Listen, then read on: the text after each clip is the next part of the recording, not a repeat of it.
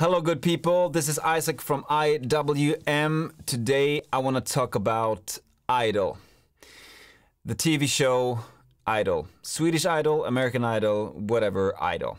And I'm talking to you as an artist, as a producer, and I've been working a lot with different artists that has been in the show, all the way up to third place.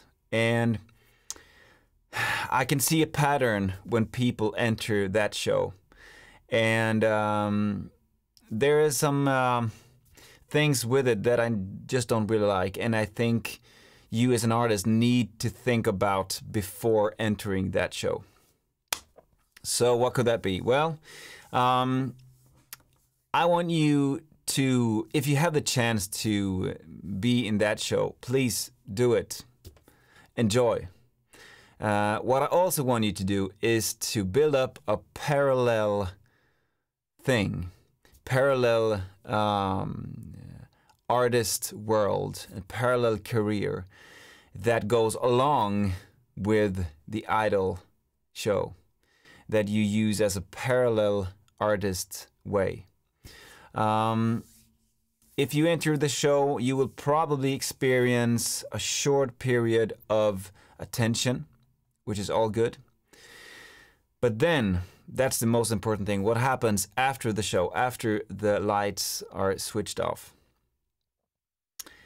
And not many artists have a plan for that moment, because it will come. Even though if you're winning the whole entire show, it will come. So you need to have a parallel plan, a parallel way of doing your artistry. And don't rely on the Idol thing to take care of all your problems and all your future goals or your future gigs, whatever. Make sure that you stand on your own legs, stand on your own feet, and build your career up from that as well. Use the possible attention that you might receive. Use that as to your advantage, but don't rely on it. Make sure you have a parallel way of doing things.